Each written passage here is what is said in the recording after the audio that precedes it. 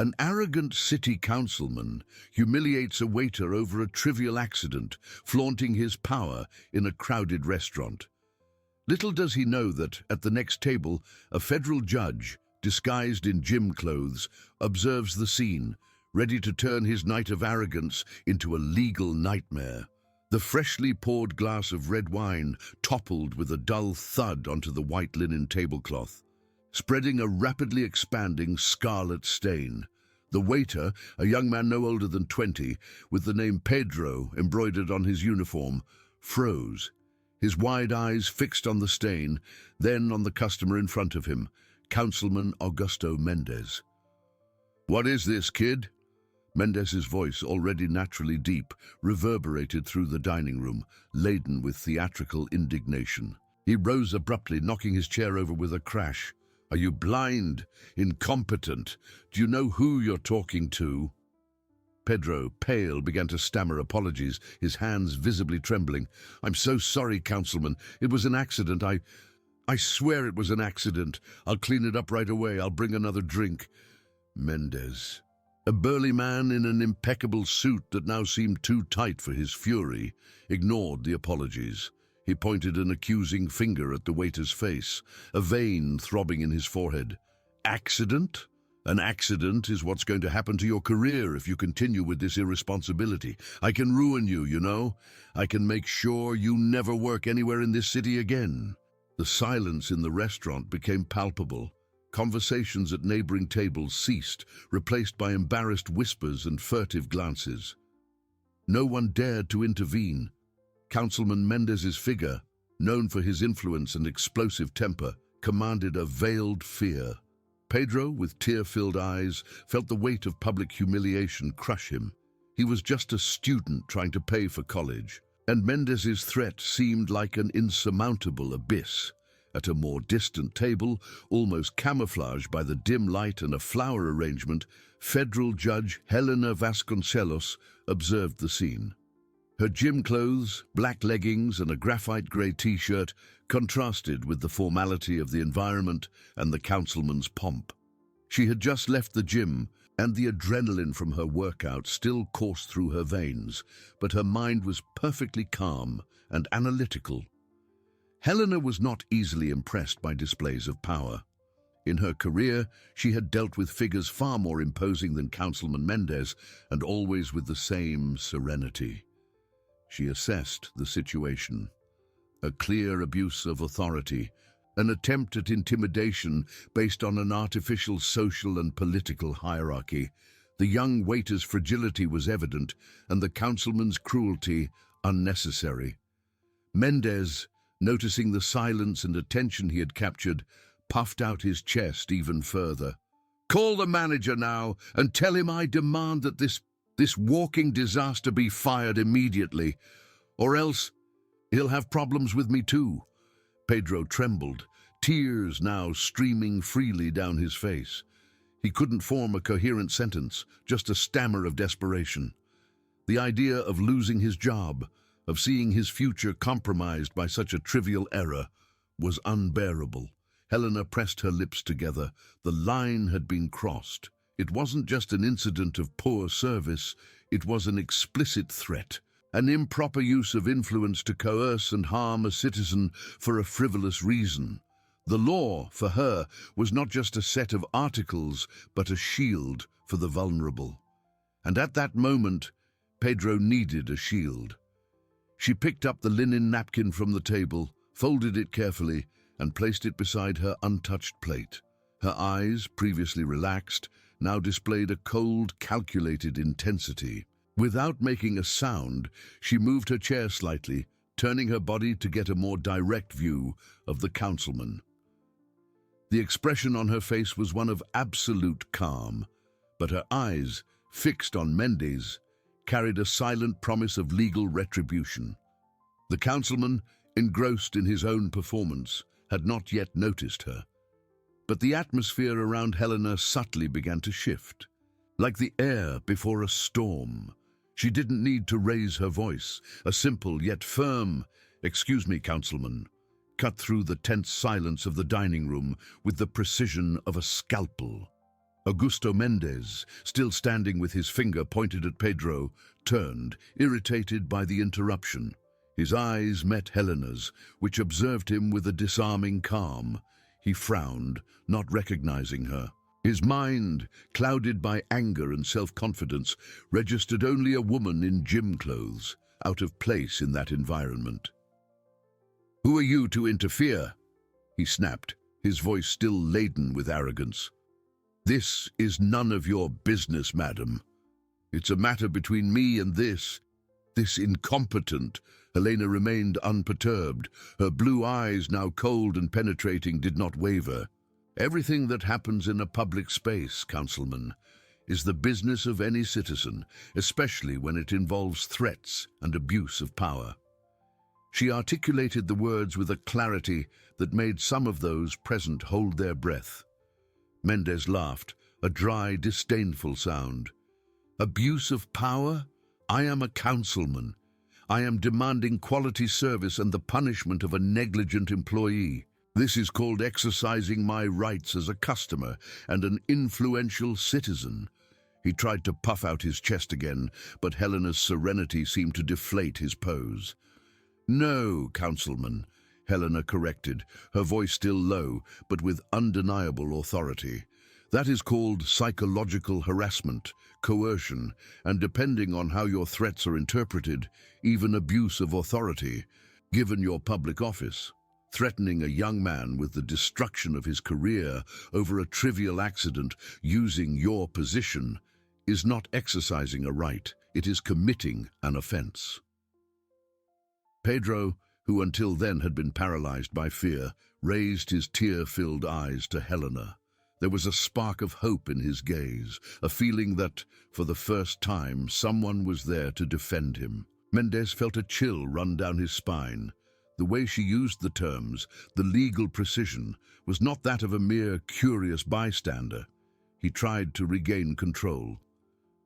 "Look here, young lady, I don't know who you think you are, but I have lawyers. I have influence. Don't try to intimidate me." Helena tilted her head slightly, an almost imperceptible gesture, but one that carried immense weight. "Intimidation, councilman, is what you are doing to this young man. I am merely pointing out the facts and the possible legal consequences of your actions." She paused, allowing her words to sink in. "A councilman, a public official, has a duty to uphold order and justice, not to use it as a tool of personal oppression. Your words and attitudes here, at this moment, are being witnessed by dozens of people, and as you well know, the internet is a very fast place to spread this kind of behavior." The mention of the internet and witnesses hit Mendez like a blow. He could feel the stares on him, no longer of curiosity or fear, but of judgment. The image of his reputation, so carefully constructed, began to crack. His face, previously red with anger, now took on a pale hue. I'm not threatening anyone," Mendez stammered, his voice losing its firmness. "I'm just expressing my dissatisfaction." "Expressing dissatisfaction is asking for a new glass and a clean-up," Helena retorted without a shred of emotion in her voice. "Threatening an employee with dismissal and the end of his career, citing your position as councilman, is something else entirely, and it's something that can have serious repercussions, not just for your public image, but also for your professional and legal life." Mendez felt cold sweat trickle down his forehead. He looked at Helena, trying to decipher who this woman was who, with an unnerving calm, was dismantling his authority. Her gym clothes were deceiving. The mind behind those eyes was sharp as a blade. He tried to find an opening, a way to defend himself, but every word of hers was a nail in his coffin of arrogance. "I don't know what you're talking about, madam," he tried, his voice almost a whisper. Helena smiled a small, humorless smile. "Oh, councilman, you know very well, and believe me, the law knows too." She picked up her cell phone from the table, but not to make a call. She just held it, a gesture that seemed innocent, but which to Mendez sounded like a recording, an imminent complaint. Panic began to set in the councilman's eyes. He hadn't just messed with a waiter. He had messed with someone who understood the cogs of the system. Someone who seemed to have the authority to turn them against him. Augusto Mendez's night of arrogance was rapidly turning into the legal nightmare Helena had silently promised. He swallowed hard, his throat dry. The arrogance crumbled, giving way to a visceral fear. Augusto Mendez's panic was a cold wave that rose from his feet to his head, freezing the fury that had previously dominated him. He looked at Helena, then at the cell phone in her hand, and back at her eyes, which showed not a hint of hesitation. The woman in gym clothes was not just an intruder. She was a calculated threat, a force he couldn't decipher, but one that clearly operated on a level he didn't control. I don't know what you're talking about, madam, he tried again, his voice weaker than he would have liked. There's nothing to record. I was just correcting a mistake. Helena lowered her phone, but the message had already been delivered.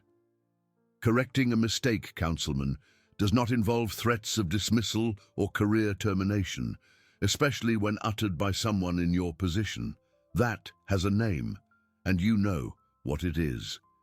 By this point, the restaurant manager, Mr. Roberto, a middle-aged man with a forced smile and chronic nervousness, approached the table, drawn by the commotion. He had seen the scene from afar, but hesitated to intervene, aware of Councilman Mendez's reputation. "Councilman, is there a problem?" Roberto asked, trying to sound solicitous, but with his eyes fixed on the wine stain and on Pedro the waiter, who now looked like a pillar of salt. Mendez saw a lifeline in the manager, a chance to regain control of the narrative. "Finally! This incompetent spilled wine on me, Mr. Roberto. And now this lady is trying to intimidate me, saying I'm committing some kind of crime." He pointed at Helena, his voice regaining some of its former arrogance, but with a note of desperation. Roberto looked at Helena, a little confused. He didn't recognize her. "Madam, excuse me, but what's going on?" Helena remained calm, turning slightly to the manager. "Mr. Roberto, your employee, Pedro, accidentally spilled a drink. A common incident in any restaurant. Councilman Mendez, instead of simply asking for a new glass and a cleanup, proceeded to threaten the young man with dismissal and the destruction of his career, using his position as councilman to coerce him." She paused, her eyes fixed on Roberto's. "This, Mr. Roberto, constitutes psychological harassment and abuse of authority, and I, as a citizen, am witnessing it and warning the councilman about the legal consequences of his actions." Helena's words, spoken with unwavering clarity, hit Roberto like a shock. He knew Mendez's influence, but he also knew that the accusations Helena was making were serious. The restaurant had a reputation to uphold, and a scandal involving harassment and abuse of authority would be disastrous. "Harassment? Abuse of authority?" Roberto stammered, looking from Helena to Mendez, who now looked like a deflating balloon. "I don't quite understand." "It's quite simple, Mr. Roberto," Helena continued, her voice without any elevation, but with a force that dominated the room. "A public official cannot use their position to intimidate or harm a citizen for personal and frivolous reasons. What the councilman did here is an act that can be taken to the civil and criminal spheres, in addition to potentially generating an administrative process for breach of parliamentary decorum." Mendez felt the ground disappear beneath his feet. Helena's words were not just threats, they were precise descriptions of articles and processes that he, as a public figure, knew well. He looked at the curious faces at neighboring tables, at the pale manager and at Pedro, who watched him with a mixture of fear and a new, faint hope. His image, his career, everything he had built, was at risk because of a glass of wine and his own arrogance. "No, it's not quite like that, Mr. Roberto," Mendez tried to interject, his voice hoarse. "I was just heated. There was no real threat. I just wanted him to be more careful." Helena turned to Mendez, a slight, humorless smile on her lips. "Your words were quite clear, Councilman. I can ruin your career. I can make sure you never work anywhere in this city again." Uttered by a councilman in a public setting, these phrases carry considerable legal weight, and as I said, there are dozens of witnesses. Sweat trickled down Mendez's face. He felt Roberto's gaze, who now saw him not as an influential client, but as a potential problem. The manager, visibly uncomfortable, began to ponder the implications. "Councilman, perhaps we should resolve this more calmly," Roberto suggested, trying to appease the situation, but his voice betrayed his nervousness. "Pedro, please, clean the table and bring another glass for the councilman." Pedro, still trembling but with newfound determination, nodded and hurried to get the cleaning supplies. Helena's intervention had given him a breather, a dignity he thought he had lost. Helena observed the scene, her blue eyes still cold and calculating. She had disarmed the councilman, but the battle wasn't over yet. Mendez's arrogance had been broken, but his ability to cause problems was still real. She knew the next step would be crucial. The councilman, now cornered, was on the verge of collapse, and she was ready to push him into the abyss of the law. The tension in the air was palpable, thick as the smoke of an invisible fire. Mendez, his face bathed in cold sweat, felt the weight of the stares and Helena's words. He had lost control of the situation, and the panic, once a wave, was now a tsunami that completely engulfed him. He looked at Roberto, the manager, seeking a last lifeline. "Mr. Roberto, please." "It's not what it looks like," Mendez stammered, his voice almost inaudible. I can compensate the young man. An apology. A bonus." Helena, who observed the scene with an unnerving calm, intervened before Roberto could respond. "Compensation and an apology are gestures of goodwill, Councilman. They do not nullify the act of harassment and the threat you uttered. The law doesn't bend to a bonus or an "I was heated." Her eyes, previously just cold, now seemed to carry the weight of a judgment already rendered. "And for your information, Councilman, I am not just a citizen witnessing. I am Federal Judge Helena Vasconcelos." The revelation fell upon the restaurant like lightning. The murmur that had spread through the tables ceased abruptly. The silence that followed was so profound that the distant clinking of cutlery in the kitchen sounded like thunder. Roberto, who until then had tried to maintain a professional demeanor, turned even paler. His eyes widened. A federal judge? It wasn't just a scandal. It was a disaster of epic proportions for his establishment. He turned to Mendez, who looked as if he had been struck by lightning. Mendez staggered backward, almost knocking over his chair. The blood drained from his face, leaving him with a cadaverous pallor. Those two words resonated in his mind, each syllable a hammer pounding in his skull. He hadn't just messed with the wrong person. He had messed with the personification of the law, with someone who had the power to dismantle his public and private life with the stroke of a pen. "Judge. Federal judge," he managed to whisper, his voice a mere whisper. The panic was now absolute, an icy terror that paralyzed his limbs and dulled his mind. His arrogance had evaporated, replaced by a primal fear. Helena nodded slowly, without a shred of visible satisfaction on her face. "Exactly, Councilman. And as a judge, I have an even greater duty to uphold the application of the law and the protection of citizens against abuses, especially those committed by public officials." She picked up her cell phone again, this time with a clear purpose. "What you did here, Councilman, is not just a matter of parliamentary decorum. It is a matter of justice, and I guarantee it will be treated as such." She began typing on the device, and the sound of the clicks, even muffled, seemed amplified in the sepulchral silence. Mendez watched, horrified, as she appeared to be sending a message, perhaps an email or making a note. He could imagine the headlines, the inquiries, the end of his political career. all for a glass of wine and his own megalomania. Pedro, the waiter, watched the scene wide-eyed. The fear was still there, but now mixed with a wave of relief and a sense of justice he never imagined he would see. He wasn't alone. He wasn't insignificant.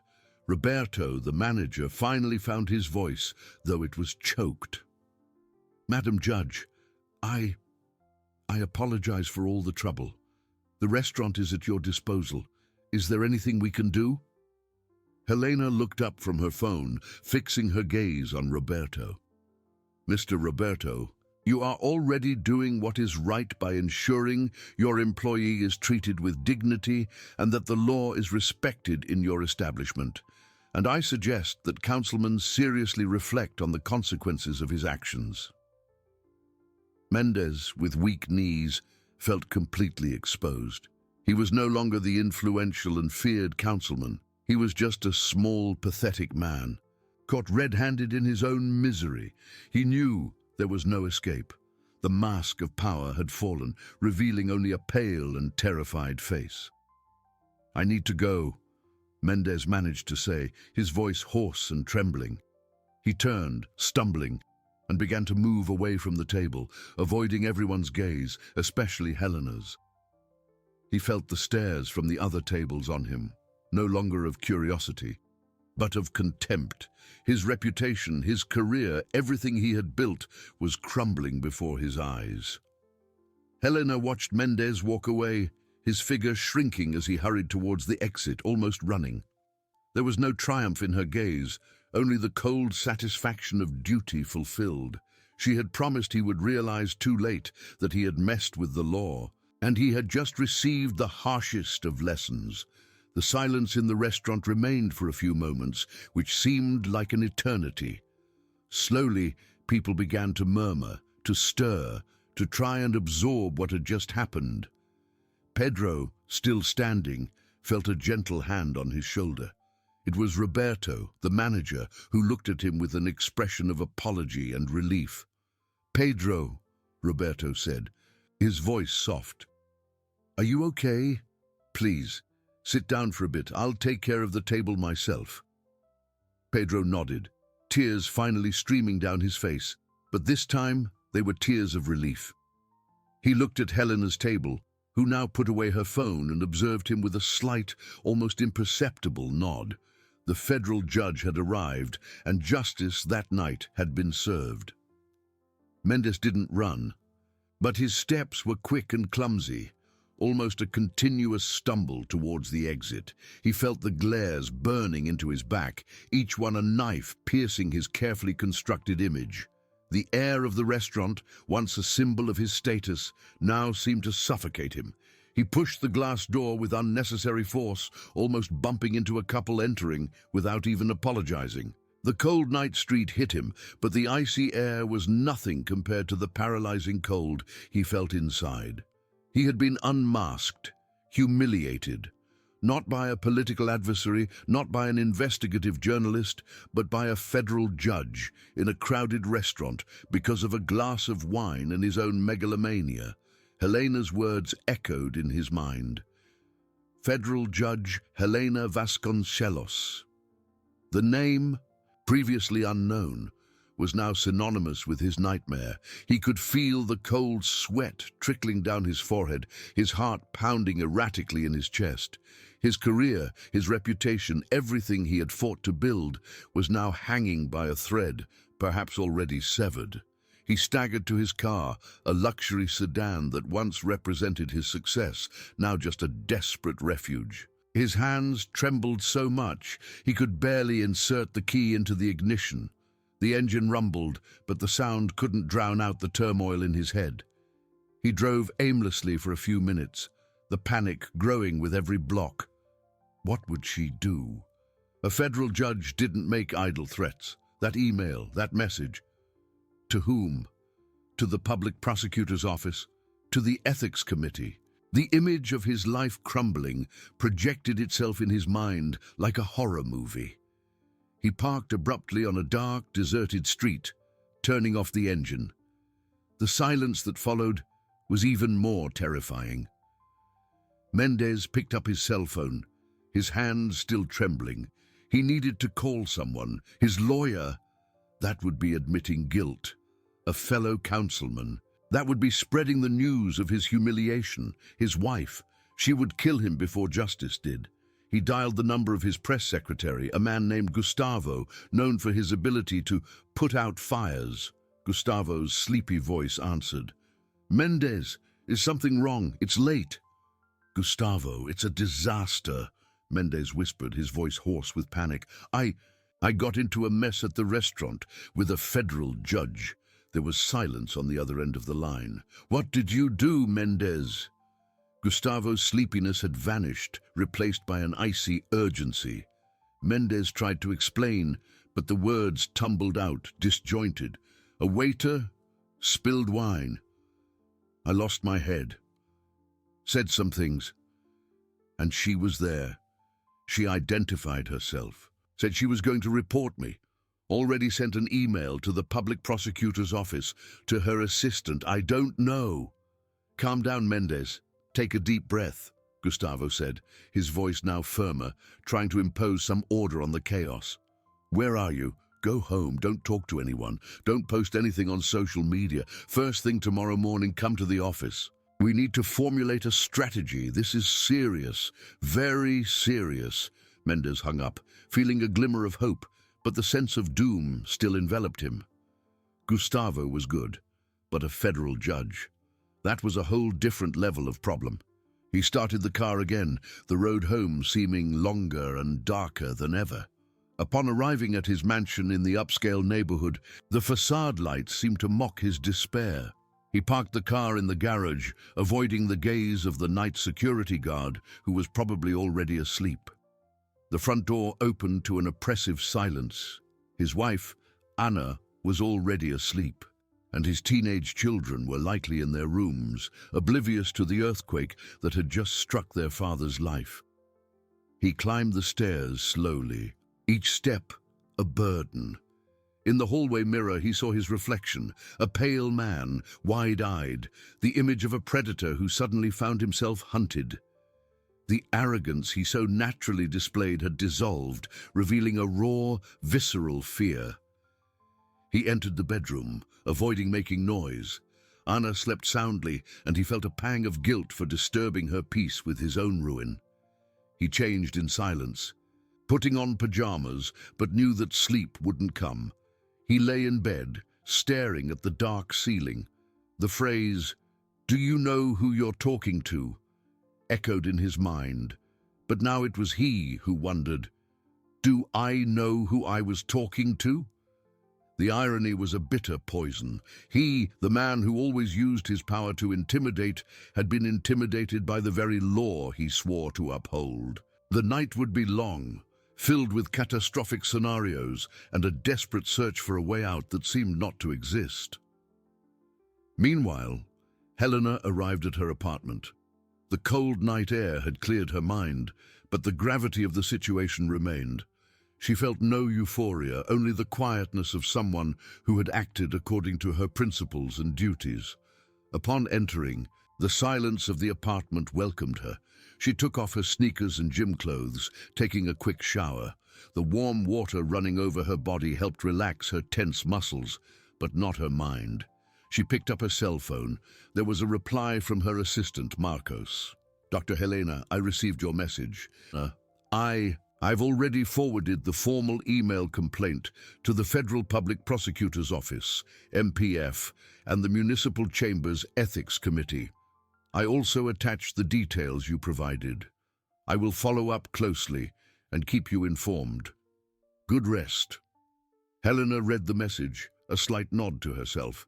The cogs of justice were already in motion. She knew the process would be slow, bureaucratic, but relentless. Mendez, with his arrogance, had underestimated the power of the law and the determination of those who defended it.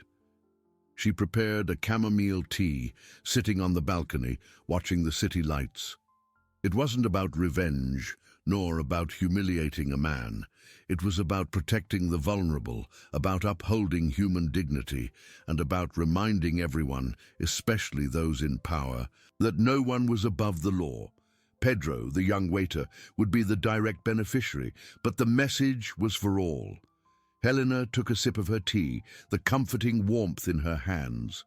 The night was still young for Mendez, but for her, duty was done. Tomorrow would be a new day, and with it, the formal beginning of a process that promised to shake the political structures of the city. Justice, silent and firm, had begun its journey. She retired, her mind peaceful, ready for what was to come. Dawn would bring not only a new day, but the inevitable confrontation between the arrogance of power and the unwavering force of the law. Mendez lay in bed, but sleep was an unattainable luxury. Every fiber of his being was on alert, his brain working in a frenzy of guilt and fear. The darkness of the room brought no peace, only amplified the voices in his head. He saw Helena's calm, determined face, heard her precise words, the veiled threat in every syllable. "No one is above the law." The phrase pierced him like a stake. He tried to rationalize. "It was just a waiter, an accident. I was stressed."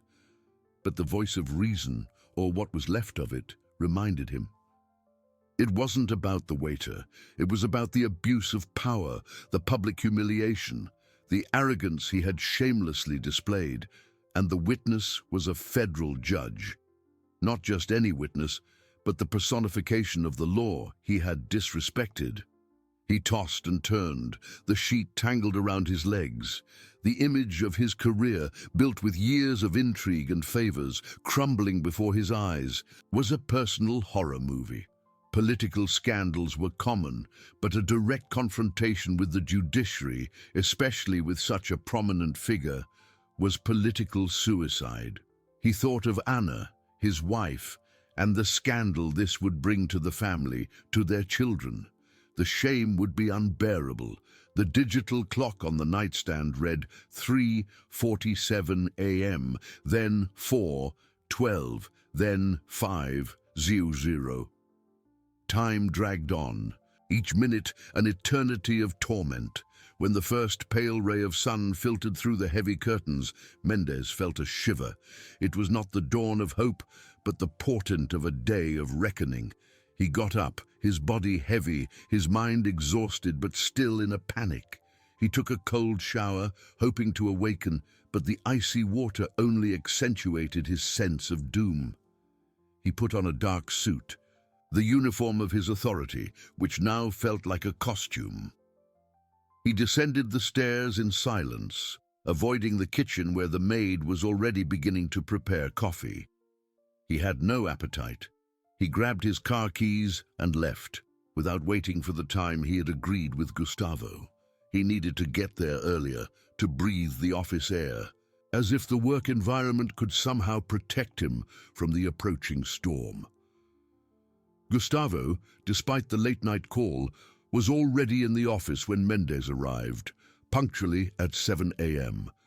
The press secretary, a man in his early 40s with premature grey hair and a permanently tired expression, sat at his desk with a steaming cup of coffee and a tablet in hand. His eyes, usually astute, were serious, almost grim.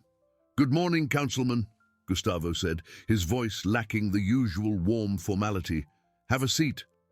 Mendez sank into the chair in front of Gustavo's desk, feeling like a reprimanded student. "Gustavo, I didn't sleep at all. What are we going to do?" Gustavo sighed, putting down the tablet. "First, let's understand the extent of the damage. You said she sent an email to the public prosecutor's office and the ethics committee. That means the complaint is already formal. It's not an empty threat. But isn't there a way to reverse it? Talk to her?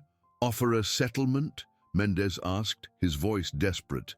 Gustavo looked at him with a mixture of pity and exasperation. "Mendez, we're talking about a federal judge. It's not a bar fight that settled with a handshake.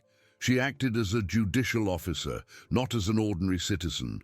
And what you did was a clear abuse of authority with witnesses. The waiter, the manager, other customers. There's no erasing that. So, am I finished? Mendez felt a knot in his throat. Don't say that. We're in a war and we need to fight. But it won't be easy. The public image is the least of it. The problem is the process. The Federal Public Prosecutor's Office doesn't mess around, and the Ethics Committee, well, they love a spectacle, especially if it's to show they're strict. Gustavo picked up the tablet again. I need all the details, every word you said, every reaction of hers. We need to anticipate every move. While Mendez relived the scene with Gustavo, kilometers away, Helena woke up with her usual calm. The peaceful night had recharged her energy. She went through her morning routine with precision, a light breakfast, reading the news. There was no mention of the incident at the restaurant, which was expected. Justice, after all, didn't operate under the immediate spotlight of sensationalism. When she turned on her computer in her home office, she saw a new message from Marcos. Dr. Helena, good morning. The MPF confirmed receipt of the complaint and informed that a prosecutor has already been assigned to initiate the preliminary investigation. The Ethics Committee also confirmed and scheduled an internal meeting to discuss the case. I will keep you updated. Helena read the message, a slight smile of satisfaction on her lips. It wasn't a smile of triumph, but of duty fulfilled. The cogs of justice, slow and methodical, were already in full motion.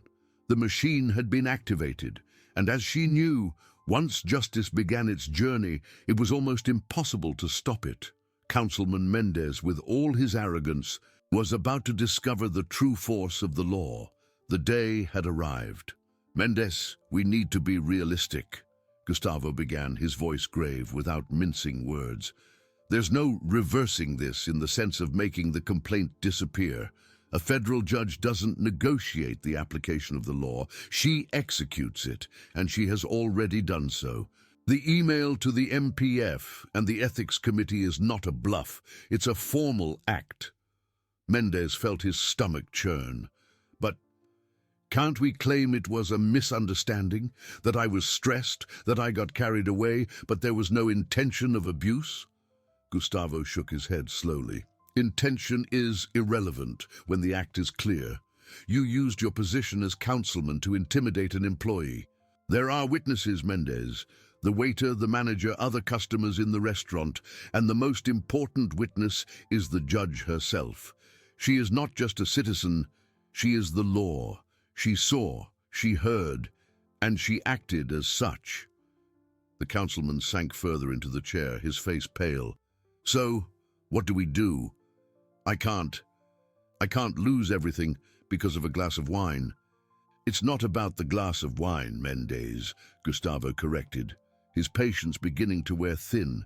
It's about the power you wield and how you used it. The MPF will investigate the abuse of authority. The Ethics Committee will analyze your conduct as a public representative. Both fronts are dangerous. The first can lead to criminal prosecution, the second to the revocation of your mandate. Mendez swallowed hard. The word revocation echoed in his ears like a funeral bell. Criminal? But why? I didn't assault anyone. Abuse of authority doesn't require physical assault, Mendez. Threats, intimidation, improper use of public office to gain an advantage or cause harm to someone. All of this fits, and the phrase, "Do you know who you're talking to? I can ruin your career," and is a goldmine for the prosecution, Gustavo explained, his eyes fixed on Mendez's. We need a solid defense, and for that I need the truth, every detail. We can't be caught by surprise. Gustavo picked up a pen and a notepad. First step, we're going to put together an exact timeline of what happened at the restaurant. Who was there? What was said, word for word? We need to anticipate every accusation. Second step, we're going to contact a heavyweight criminal lawyer, someone with experience in white-collar cases and abuse of power. We cannot underestimate the judge. Mendez nodded, his mind spinning. Reality was setting in, cold and relentless. There were no shortcuts, no easy exits. He was in real trouble. While Mendez and Gustavo delved into the grim task of mapping the impending ruin, Helena, kilometers away, finished her breakfast. The morning sun streamed through her kitchen window, illuminating the empty teacup. The silence was filled only by the soft hum of her computer. She opened Marcos's email again. The confirmation from the MPF and the Ethics Committee did not surprise her. It was what was expected. The machinery of justice, often criticized for its slowness, had responded with remarkable efficiency, driven by the clarity of the complaint and the credibility of the person making it. Helena felt no personal satisfaction, but a sense of purpose fulfilled. It wasn't about bringing down a man, but about reaffirming a fundamental principle. The law is for everyone. Councilman Mendez, with his arrogance and his disregard for the dignity of others, had become an example, a reminder that power does not confer impunity. She stood up, tidying the document folder on her desk. The formal workday would begin soon, and with it, the routine of processes, hearings, and decisions. But in the back of her mind, she knew that a new and significant process was already underway, a process that, for Mendez, would be the most challenging of his life.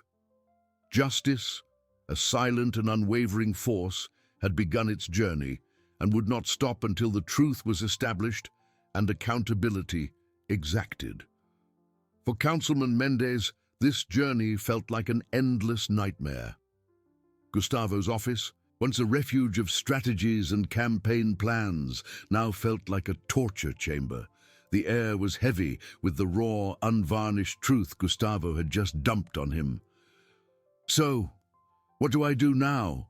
Mendez asked, his voice hoarse, almost inaudible. He felt an uncontrollable tremor in his hands. Gustavo, with an expression of weariness that seemed to have deepened in minutes, picked up the phone. "First, we'll call Dr. Almeida. He's the best criminal lawyer for white-collar cases. He'll give us a more technical assessment, but I'll tell you now that the situation is delicate." As Gustavo dialed, Mendez tried to breathe deeply, but the air seemed thin. He watched the aide, whose nimble fingers dialed the number. With each touch, Mendez felt a knot tighten in his chest. It was as if he were watching his own execution in slow motion. The call was quick. Gustavo explained the situation in concise, straightforward terms, while Mendez heard only muffled fragments of the lawyer's voice on the other end of the line. Federal judge, abuse of authority, witnesses, revocation, criminal prosecution. The words were like blows, each one hitting a sensitive spot. Upon hanging up, Gustavo turned to Mendez, his face even grimmer. "Dr. Almeida will fit us in for a meeting later today, in the late afternoon. He said that from the description, the situation is serious. A complaint from a federal judge carries enormous institutional weight. It's not something that can be hushed up.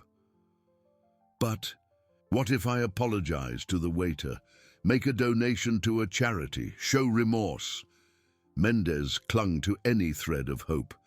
Gustavo shook his head.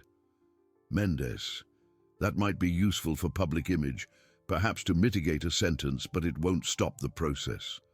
The judge didn't act out of personal revenge. She acted as the law, and the law, once activated, runs its course. The MPF and the Ethics Committee won't simply drop the case because you apologized. They have a duty to fulfill." "But what about the witnesses? What can they say?"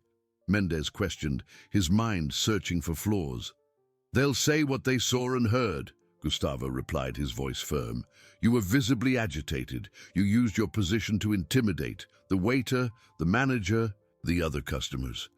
They have no reason to lie. And the judge, she's the most dangerous witness of all because she understands the legal implications of your every word." Mendez felt a chill. He remembered Helena's impassive expression, the way she had stripped him bare with her words. It was as if she had recorded every syllable of his fury. "We need to prepare your version of the facts with Dr. Almeida," Gustavo continued. "Every detail, every nuance. We cannot leave room for interpretations that harm us further. And above all, we need a strategy for the Ethics Committee. Revocation is a real possibility, and we need to fight it tooth and nail."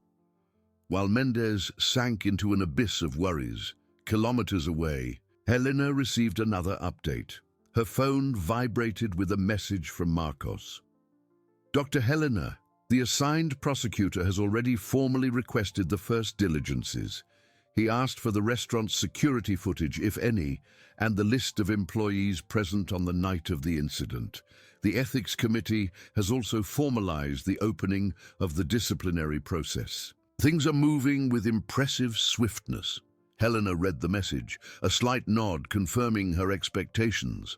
The cogs of justice, once lubricated by truth and authority, turned with relentless efficiency. There was no rush, but also no hesitation. The law was a raging river, and Councilman Mendez, with his arrogance, had placed himself directly in its path. She allowed herself a brief moment of reflection. The battle was not hers, but the law's, and the law, she knew, would always find its way. She put down her phone, ready for her workday, while Mendez's fate began to be shaped, word by word, document by document, in a process he had inadvertently initiated. The game was just beginning, and the rules, as he was about to discover, were non-negotiable. The air in Gustavo's office seemed to grow heavier with each passing minute. Mendez, his face pale and his eyes fixed on an invisible spot on the wall, barely heard the last instructions from his aide. Dr. Almeida's voice, even muffled by the phone, had been a grim harbinger. "Mendez, we need to compose ourselves," Gustavo said, trying to sound more confident than he actually felt. "Dr. Almeida is a strategist. He will show us the way. But you need to be prepared to hear things you won't like. And above all, you need to be completely honest with him. No half-truths, no minimizing." Mendez nodded mechanically, his stomach churning. The image of Judge Helena, with her unsettling calm and penetrating gaze, haunted his thoughts. He had underestimated not only the woman, but the institution she represented. Hours later, they were in Dr. Almeida's office. The atmosphere was one of elegant sobriety, with shelves full of legal books and a panoramic view of the city. Almeida, a middle-aged man with graying hair and a keen gaze, greeted them with a firm handshake. "Councilman Mendez, Gustavo," he began, indicating the chairs in front of his desk. "Gustavo gave me a summary of the situation. From your description, and with due respect, the situation is, in fact, quite serious." Mendez felt a chill. "Serious how, doctor? I didn't assault anyone. I didn't steal anything." The lawyer raised a hand, interrupting him gently. "Councilman, the crime of abuse of authority according to Law 13-869/2019 does not require physical aggression or theft. It is configured by the improper use of public office or function to gain an advantage or to harm another. The threat to ruin the career of an employee, uttered by a councilman in full exercise of his public visibility, fits perfectly. There are witnesses, and the most crucial of them is a federal judge. This is not a detail, it is a game changer. But it's her word against mine, isn't it?" Mendez tried to argue, his voice choked. Dr. Almeida shook his head slowly. "No, councilman. It's her word, plus that of the waiter, the manager, other customers who can be identified, and presumably the restaurant's security footage, if it exists. And more importantly, it's the word of a federal judge who, in filing a complaint, does so with the credibility and institutional authority that the position confers.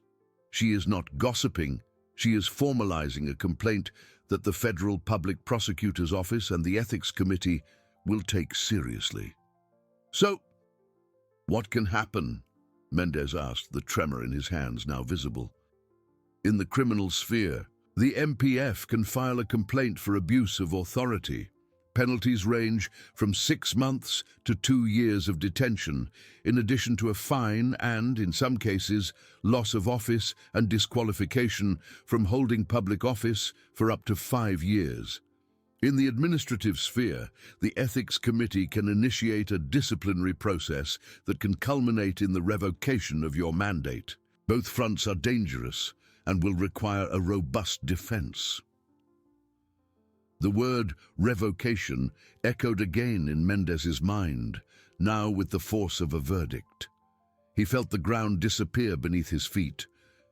"We need a multifaceted strategy," Dr. Almeida continued, with a more pragmatic tone. "First, we will cooperate with the investigations, but with caution. We will not admit guilt imprudently. Second, we will try to demonstrate remorse and seek mitigating factors, but without illusions that this will make the process disappear.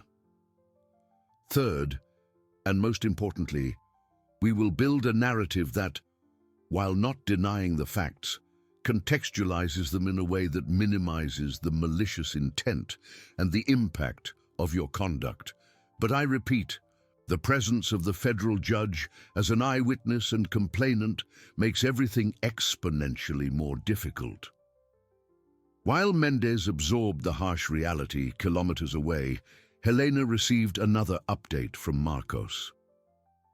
"Dr. Helena, the prosecutor has formally requested the restaurant's security footage and the list of everyone present at Councilman Mendez's table and adjacent tables that night. The waiter and manager have already been notified to give their depositions next week. The Ethics Committee has also sent formal notification to Councilman Mendez regarding the opening of the disciplinary process.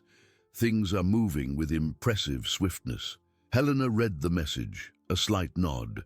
The machinery of justice, once activated, made no distinction of office or influence. It operated with the cold and relentless logic of the law. Councilman Mendez had activated this machine, and now he would have to face its consequences. The game, as Dr. Almeida had made clear, was real, and the rules were non-negotiable. Mendez felt a cold sweat trickle down his spine. The word revocation was not just a legal term. It was the annihilation of everything he had built. His mandate, his image, his political future, all hanging by a thread. He tried to speak, but his throat was dry. Loss of office. Disqualification. "Does that mean I can no longer be a councilman? Never again?" Dr. Almeida sighed, his expression serious. "It means that, if convicted, the sentence can include the loss of your current office and the prohibition from holding any public office for up to 5 years. It's a common accessory penalty in crimes of abuse of authority.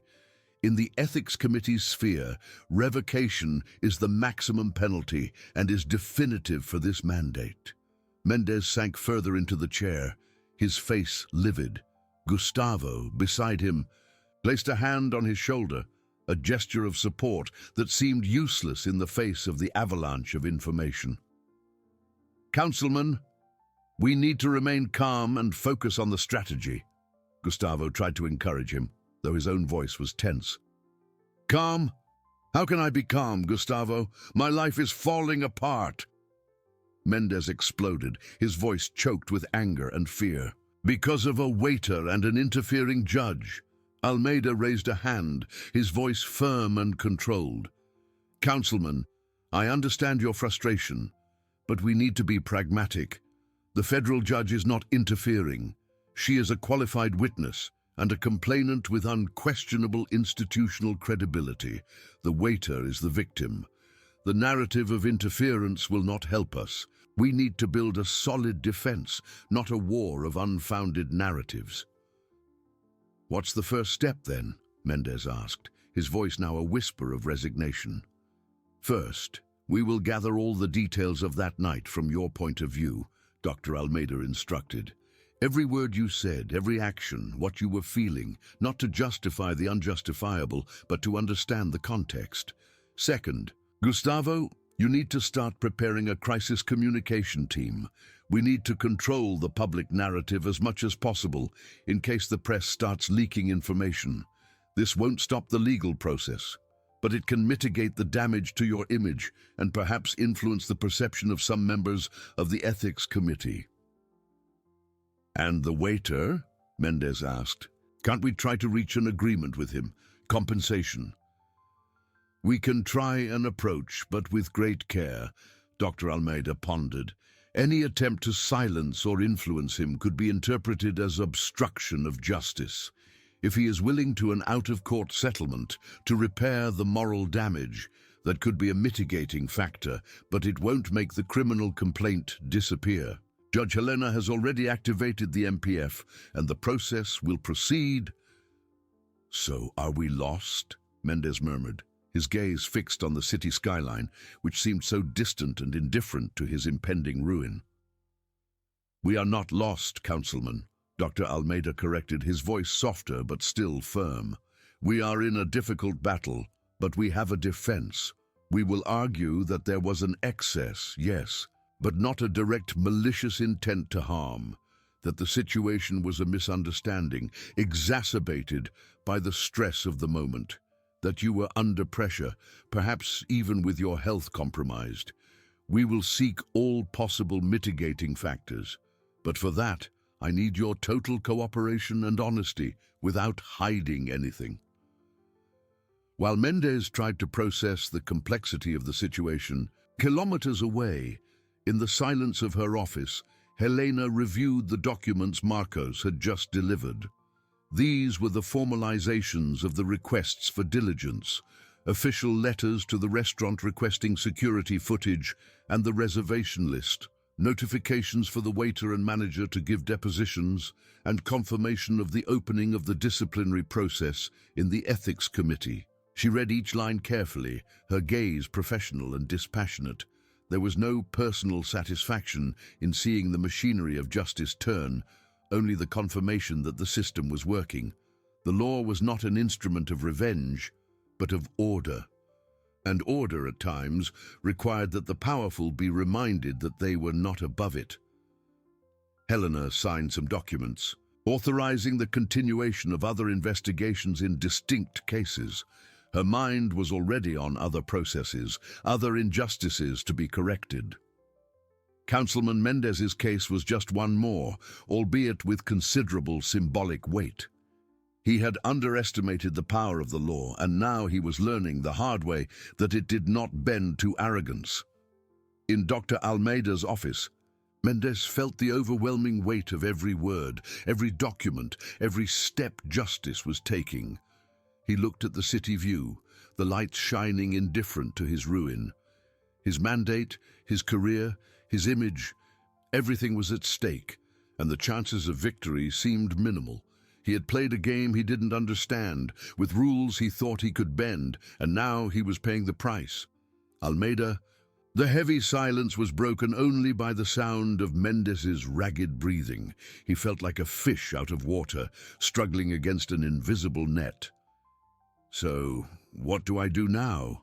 He murmured, his voice almost inaudible. I can't lose everything. My family, my reputation. Dr. Almeida, with the patience of a surgeon about to perform a complex operation, leaned forward. Councilman, the first step is to accept the reality of the situation. It's not a misunderstanding that can be swept under the rug. It's a serious process. We need to prepare for a long and exhaustive legal and political battle. He paused, his eyes fixed on Mendez's. We need a defense that doesn't deny the facts, but contextualizes them. That shows that, although your conduct was inappropriate, there was no direct malicious intent to cause irreparable harm, but rather a moment of loss of control. We will argue that you were under stress, perhaps exhausted, and that the reaction was an unthinking excess, not a premeditated act of abuse of power. Gustavo, who had been observing in silence until then, intervened. "And the media, Dr. Almeida. If this leaks, it will be a scandal." "Exactly," the lawyer agreed. "Gustavo, your crisis communication team will be vital. We need to be ready to issue statements, perhaps even a public apology, but carefully worded so as not to admit criminal guilt. The goal is to control the narrative, humanize Councilman Mendez, and try to mitigate the damage to his public image. But let's be clear, this will not stop the legal process." Mendez rubbed his trembling hands. "An apology?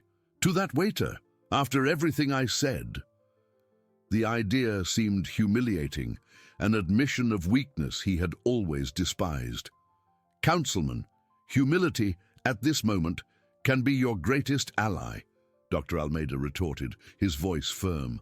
"It's not about pride, but strategy. A gesture of genuine remorse can be well received by the Ethics Committee and, to a lesser extent, by the Public Prosecutor's Office. But I repeat, the presence of the federal judge as a witness and complainant is an enormous weight. She is not seeking revenge, she is seeking justice. And justice, in this case, is relentless with the abuse of power." The word relentless echoed in Mendez's mind. He saw himself back in the restaurant, the image of Judge Helena, calm and imposing, etched in his memory. That gaze which he had interpreted as disinterest was, in fact, the calm before the storm. He had underestimated everything. His small authority had clashed with a much greater force. While the strategy was being outlined, with Gustavo already making frantic notes for the communication team, Helena received a new email from Marcos. "Dr. Helena, the restaurant security footage has been obtained and confirms the sequence of events, including Councilman Mendez's aggressive posture and the waiter's reaction. The initial depositions of the waiter and the manager fully corroborate your complaint. The MPF is moving forward with the formalization of the criminal complaint, and the Ethics Committee has already scheduled the first hearings." Helena read the message with the same serenity with which she had read the previous ones. There was not a shred of personal satisfaction, only the confirmation that the system was working. She was not a hero, nor an avenger. She was a federal judge who had witnessed an injustice and acted according to her duty and the law. Councilman Mendez's case was a reminder that authority, when misused, would always find its counterpoint in the force of the law. In Dr. Almeida's office, Mendez felt the overwhelming weight of every word, every document, every step justice was taking. He looked at the city view, the lights shining indifferent to his ruin. His mandate, his career, his image, everything was at stake, and the chances of victory seemed minimal. He had played a game he didn't understand, with rules he thought he could bend, and now he was paying the price. Councilman Mendez, once arrogant and confident, was now just a frightened man, confronted with the undeniable truth that before the law, no one was above it. The game was over and he had lost. And he